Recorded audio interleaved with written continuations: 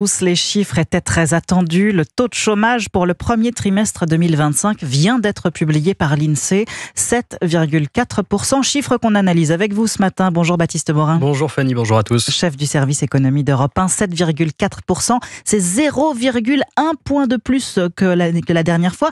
Malgré les inquiétudes exprimées ce matin dans la presse par Patrick Martin, le président du MEDEF, les destructions d'emplois ne sont finalement pas si visibles que ça, Baptiste. Oui, avec une croissance ralentie, le chômage ne s'envole pas. En tout cas, pas encore. Vous l'avez dit, taux de chômage à 7,4% au premier trimestre donc.